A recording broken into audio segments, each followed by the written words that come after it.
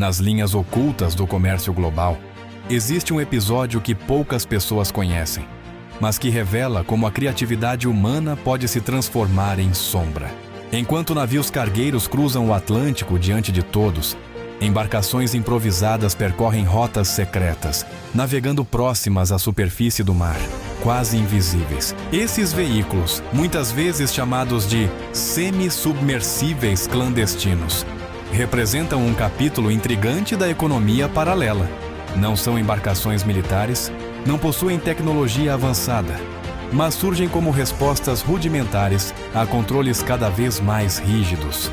Cada casco, construído em silêncio, revela a disputa constante entre vigilância internacional e estratégias de ocultação, onde cada avanço de um lado gera adaptação do outro, formando um ciclo que parece interminável. A origem dessas embarcações não está em estaleiros sofisticados, mas em locais remotos, onde materiais comuns são transformados em veículos capazes de atravessar centenas de quilômetros. São estruturas simples, montadas com fibra de vidro, motores comerciais e instrumentos básicos de navegação. Nada nelas é projetado para conforto ou segurança. A prioridade é autonomia e capacidade de carga. Ao mesmo tempo, há um paradoxo evidente. Quanto mais rudimentares, mais difíceis de rastrear. Sem sinais de AIS, sem comunicação constante e navegando com grande parte do casco submersa, elas se misturam ao mar. Não é ficção, não é lenda. É um reflexo direto das zonas cinzentas do comércio global, que operam entre o invisível e o inevitável. Enquanto essas embarcações cruzam rotas ocultas, do outro lado existe uma força igualmente persistente: a vigilância internacional.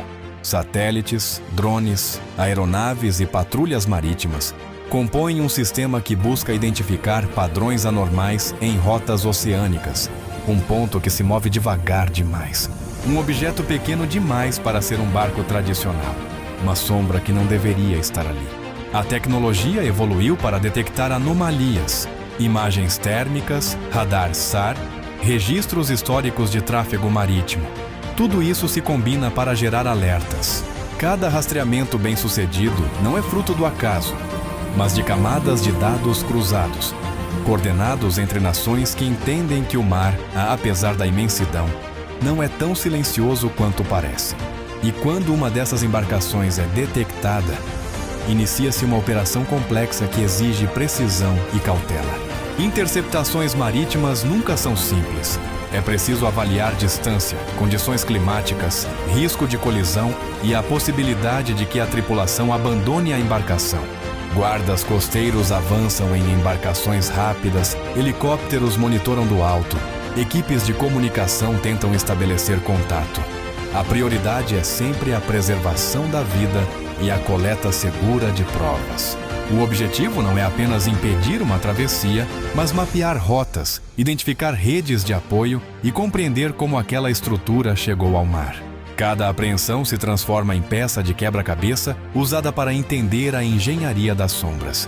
Por trás de cada interceptação existe uma história ainda mais profunda: a inteligência que antecede a operação. Muitas apreensões começam longe do mar, com investigações financeiras, monitoramento de comunicações ou cooperação entre países. Nenhum país consegue agir sozinho nesse cenário. Informações partem de diferentes continentes, cruzam bancos de dados globais e chegam às patrulhas marítimas como alertas. Esse fluxo de dados se tornou tão importante quanto o próprio trabalho no mar. À medida que os métodos clandestinos tentam se tornar mais discretos, a inteligência internacional se torna mais conectada, criando uma teia que une autoridades de diferentes regiões em uma operação contínua. Ao olhar para essas embarcações improvisadas, muitos enxergam apenas o veículo em si, mas o fenômeno revela algo maior: um choque entre inovação artesanal e tecnologia avançada. Cada casco mal acabado que corta o mar representa uma tentativa de driblar sistemas modernos de rastreamento. E cada nova técnica de vigilância revela o esforço coletivo para manter o oceano menos vulnerável a atividades ocultas. O mar funciona como palco para essa disputa silenciosa, onde nenhuma das partes vence definitivamente.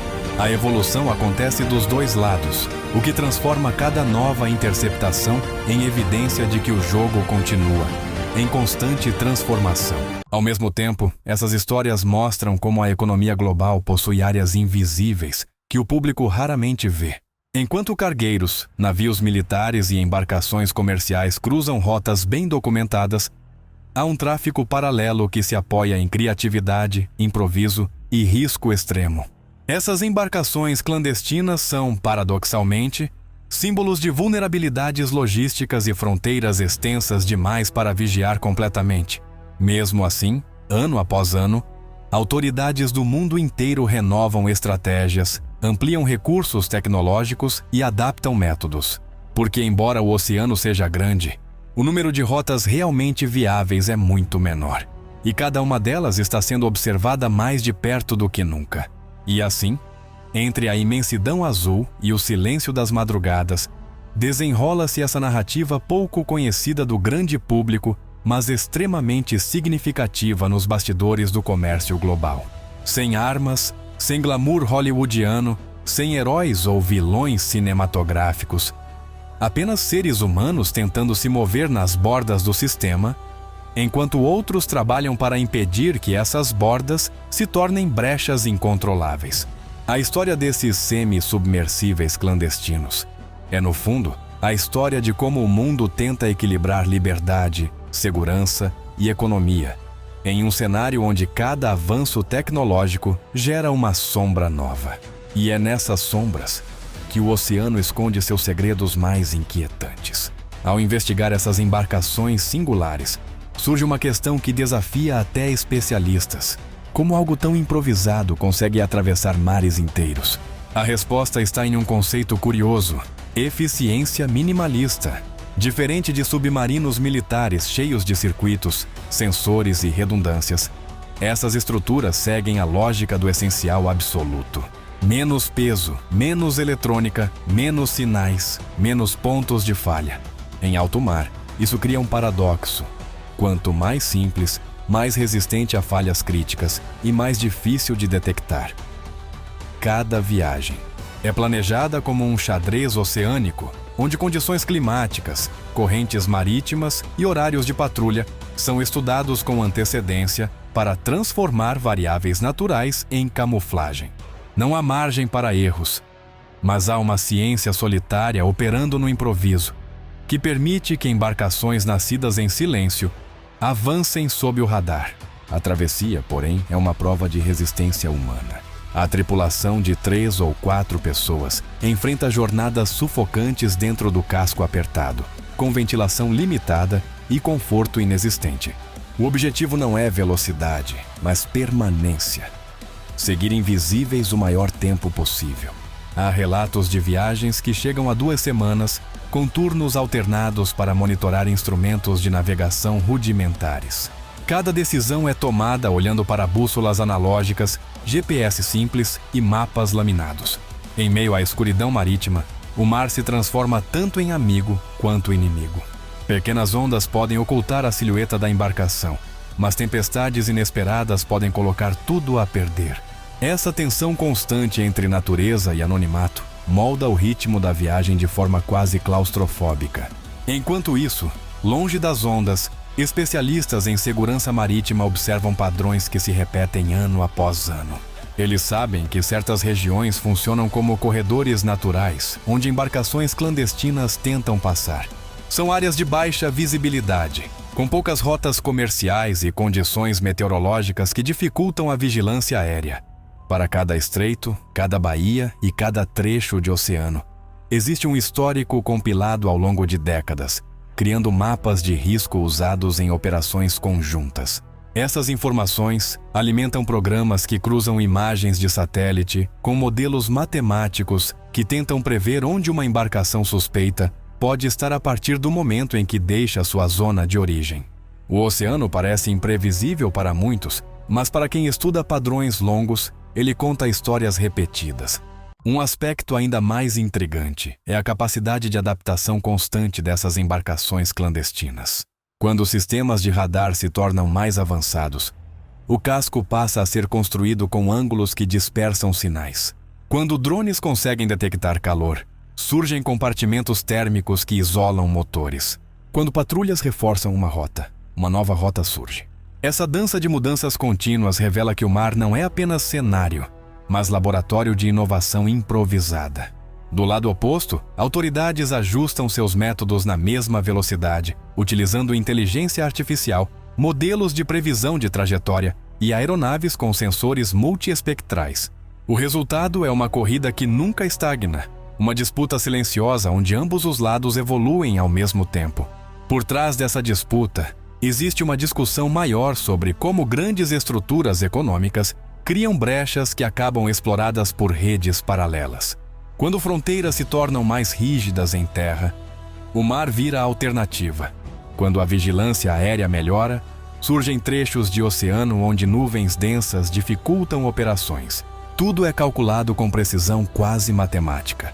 Esse constante desvio revela fragilidades de sistemas gigantescos que, apesar de avançados, nunca conseguem ser absolutamente impermeáveis. O oceano, com sua vastidão e imprevisibilidade, lembra ao mundo que nenhuma tecnologia é capaz de vigiar completamente o que se move em silêncio. Essa vulnerabilidade estrutural se torna combustível para estratégias cada vez mais sofisticadas de quem opera nas margens. Entretanto, o impacto dessas travessias não se limita às rotas marítimas. Durante os processos de investigação, as embarcações encontradas servem como pistas para algo maior. Redes logísticas ocultas, conexões entre países e métodos de financiamento que dependem de estruturas dispersas. Analisar um casco apreendido é como examinar uma impressão digital. A escolha do motor revela o fornecedor.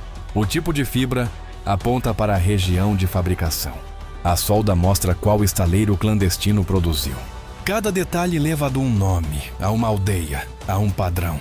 E pouco a pouco, peças vão se encaixando em uma teia que se estende por continentes. É assim que autoridades compreendem não apenas a embarcação, mas todo o sistema que a sustenta. À medida que mais embarcações são interceptadas, surge uma nova camada de aprendizado. Entender como certas comunidades remotas se tornam centros de construção. Não se trata de grandes organizações industriais, mas de pequenos grupos especializados que passaram anos aperfeiçoando técnicas de montagem discreta. São pessoas que conhecem cada detalhe do material, cada solução improvisada, cada ferramenta. Esse conhecimento, transmitido de forma oral e prática, cria um padrão de engenharia não formalizada, mas altamente funcional. Quando analisada por especialistas, essa engenharia das sombras revela um grau de criatividade e adaptação que raramente aparece em manuais técnicos.